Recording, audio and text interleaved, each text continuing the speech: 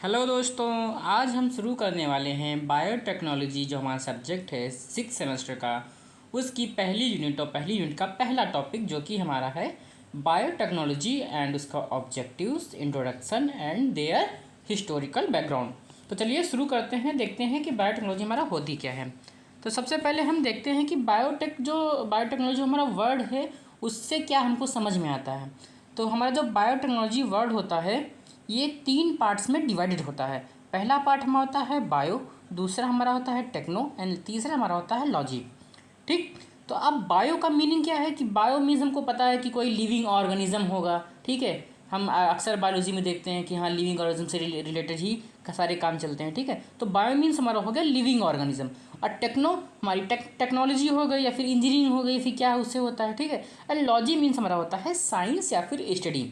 ठीक है, तो अगर जो हम तीनों को मिला दें तो इसमें क्या होगा कि हम किसी टेक्निक के हिसाब से, टेक्निक से लगा के, ठीक है, इंजीनियरिंग का उपयोग करके हम किसी लिविंग ऑर्गेनिज्म का यूज़ करते हैं, जिससे हम उसकी स्टडी करते हैं, फिर उससे काफ़ी कोई नया प्रोडक्ट बनाते हैं जो कि हमारे ह्यूमन वेलफेयर में यूज़ होगा।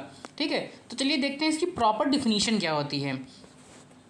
तो प्रॉपर डिफिनीशन की बात करते हैं तो biotechnology is a branch of science that uses living organism और biological source as a raw material to produce और डेवलप डिफरेंट प्रोडक्ट्स। मीन्स क्या है कि हमारी बायोटेक्नोलॉजी एक ऐसी टेक्नोलॉजी है या फिर ऐसी ब्रांच ऑफ साइंस है, ठीक है, जो कि किसी लिविंग ऑर्गेनिज्म या फिर बायोलॉजिकल सोर्स हो गया उसको यूज़ करती है और जो है वो डिफरेंट टाइप के प्रोडक्ट्स बनाती है जो कि ह्यूमन वेलफेयर में उपयोग में आ सकते हैं। ठीक है, मतलब कि ऐसी टेक्नोलॉजी जो कोई बायोलॉजिकल सोर्स हो गया, ठीक है, उसको यूज़ करके एक ऐसे प्रोडक्ट्स बनाएगी जो कि है हमारी डेली लाइफ में यूज़ होंगे और हम उससे प्रॉपर कुछ काम कर सकेंगे। ठीक है, तो इसके अगर जो हम एग्जांपल्स देखते हैं कि बायोटेक्नोलॉजी का एग्जांपल इससे क्या हो सकता है, तो एग्जांपल के तौर पर हमारा प्लांट टिश्यू कल्चर आता है एंड फर्मेंटेशन ऑफ माइक्रोब्स देखते हैं। तो प्लांट टिश्यू कल्चर क्या होता है, इसमें हम एक टिश्यू की हेल्प से एक नया पौधा जो है, नया प्लांट को ग्रो करते हैं। ठीक, इसे बोलते हैं प्लांट टिश्यू कल्चर। ठीक है, ये भी एक बहुत सारा डिफिकल्ट प्रोसेस होता है, इसमें बहुत सारे कंडीशन सप्लाई होती हैं। ठीक है, उसको ही हम बायोटेक्नोलॉजी के अंदर पढ़ते हैं। ठीक है, और फर्मेंटेशन ऑफ माइक्रोब्स क्या होता है कि माइक्रोब्स की हेल्प से हम फर्मेंटेशन को कैरी ऑन करते हैं। ठीक है, अब आगे देखते हैं कि जो हमारा बायोटेक्नोलॉजी होता है वह सबसे पहले कहाँ यूज़ हुआ, कैसे बना, क्या हुआ, इसकी थोड़ा देखते हैं कि क्या होता है। ठीक है, तो the term biotechnology was first use by Karl Ereky in 1919। Means जो हमारा बायोटेक्नोलॉजी वर्ड है ये सबसे पहले 1919 में कार्ल इर्की नाम के एक साइंटिस्ट थे, ठीक है, उन्होंने जो है यूज़ किया था। ठीक, कार्ल इर्की नाम के साइंटिस्ट, ये याद रखना।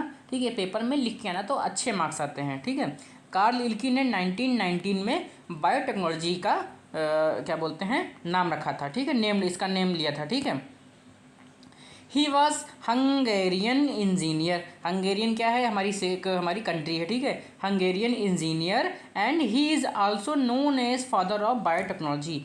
यहाँ पे एक इम्पॉर्टेंट चीज़ ये है कि इनको ही फादर ऑफ बायोटेक्नोलॉजी बोला जाता है। ठीक है, पेपर में आ सकता है 2 नंबर का क्वेश्चन जो हमारा होता है उसके अंदर पूछ सकते हैं कि बायोटेक्नोलॉजी का फादर ऑफ बायोटेक्नोलॉजी किसे बोलते हैं। ठीक है, तो ये बात आप नोट कर लीजिएगा कि फादर ऑफ बायोटेक्नोलॉजी हम बोलते हैं कार्ल इर्की को। इन्होंने 1919 में सबसे पहले बायोटेक्नोलॉजी वर्ड का यूज़ किया था। ठीक है, तो according to Karl Ereky biotechnology was simply the process of using technology to convert raw biological material into useful products.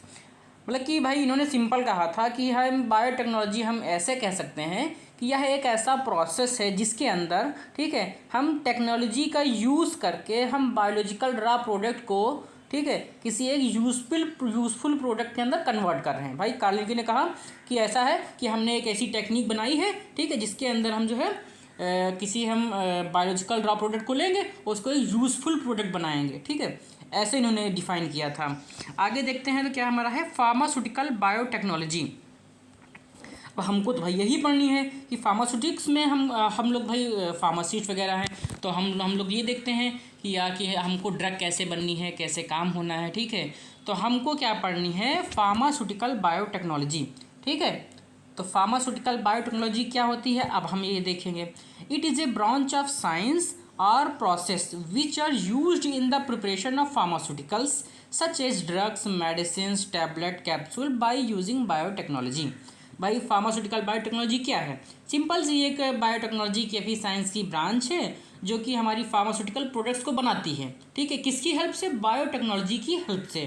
ठीक, अब जैसे फार्मास्यूटिकल्स कौन कौन से हो सकते हैं भाई, हमको सिंपली पता है, सिरप्स हो गई, टैबलेट हो गए, कैप्सूल हो गए, ठीक है, मेडिसिन हो गई, यही सारी चीज़ें होती हैं। ठीक है, तो ऐसी ब्रांच, ऐसी साइंस की ऐसी ब्रांच जो कि बायोटेक्नोलॉजी का यूज़ करके फार्मास्यूटिकल्स को बनाए, उसको बोलते हैं हम फार्मास्यूटिकल बायोटेक्नोलॉजी।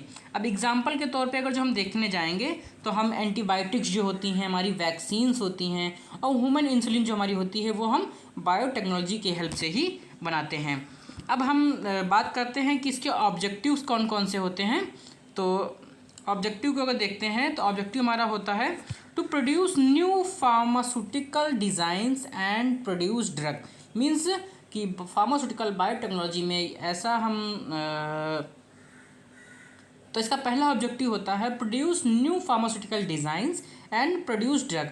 मतलब कि नई नई डिज़ाइंस को, फार्मास्यूटिकल को डिज़ाइन करें, ऐसे डिज़ाइन करें कि हम बायोटेक्नोलॉजी के हिसाब से नई ड्रग बना सकें। ठीक है, और नई डिज़ाइंस ऐसी निकाल सकें कि हम ड्रग को जल्दी बना सकें। ठीक है, to produce safer effective and more stable drugs. मतलब कि बायोटेक्नोलॉजी का हेल्प लें और उससे हम कोई सेफ ड्रग बनाए, मतलब कि उसके साइड इफ़ेक्ट्स कम हों, उसके एडीआरस कम हों। ठीक है, एंड वो इफ़ेक्टिव ज़्यादा हो, लंबे समय तक काम करे और वो स्टेबल रहे, ऐसी ड्रग्स का निर्माण करते हैं। ठीक है, to manufacture drugs more easily and cheaply. Means कि हम ड्रग्स को ऐसे बनाएं बायोटेक्नोलॉजी की हेल्प से, ठीक है, कि वो अच्छे से बन जाएं, ज़्यादा मेहनत ना करनी पड़े, ज़्यादा पैसे ना लगें, जब चीप हों। ठीक है, एंड टू प्रोड्यूस एंटीबायोटिक। भाई एंटीबायोटिक्स तो हमारी सारी बायोटेक्नोलॉजी के से ही बनती हैं। ठीक है, तो ये इसके कुछ ऑब्जेक्टिव्स हो गए। अब हम देखते हैं इसका हिस्टोरिकल बैकग्राउंड। तो हिस्ट्री में सबसे पहले क्या हुआ था कि 1857 में लुईस पाश्चर नाम के एक वैज्ञानिक थे।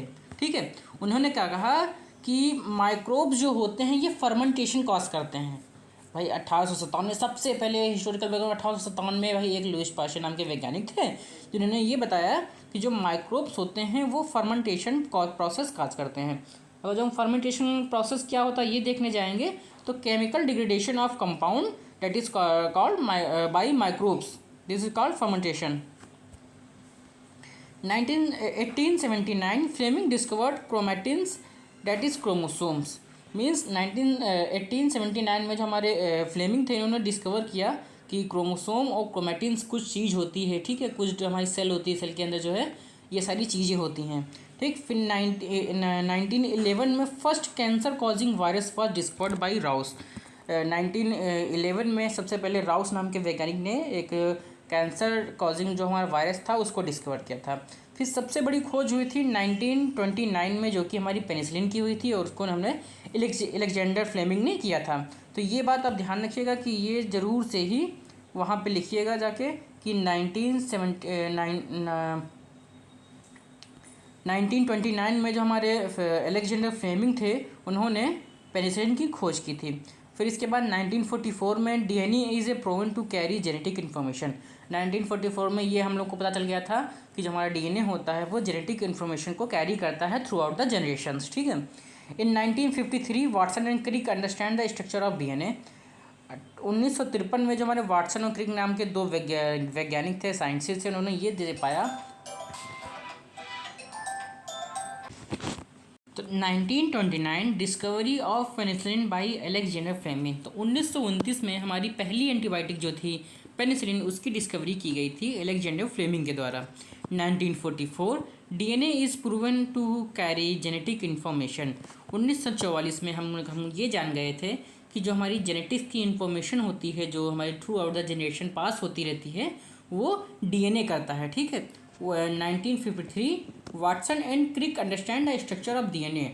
जो हमारे वाटसन और क्रिक नाम के दो साइंटिस्ट थे उन्होंने स्ट्रक्चर ऑफ डीएनए का कैसा था, ठीक है, न्यूक्लियोटाइड्स कैसे थे, कैसे उनकी बॉन्डिंग थी, ये सब स्ट्रक्चर उन्होंने पूरा जो हमारा डबल हेलिक्स का हेलिकल स्ट्रक्चर होता है ये सब इन्होंने बताया था। ठीक है, एकदम ब्रीफली इन्होंने बताया था कि डीएनए का स्ट्रक्चर कैसा होता है। 1955 an enzyme involve into the production of nucleic acid is isolated. 1955 में जो हमारा न्यूक्लिक एसिड का प्रोडक्शन में एक एंजाइम जो हमारा इन्वॉल्व होता है उसको जो है आइसोलेट किया गया था। 1956 द फर्मेंटेशन प्रोसेस इज प्रिफर्टेड।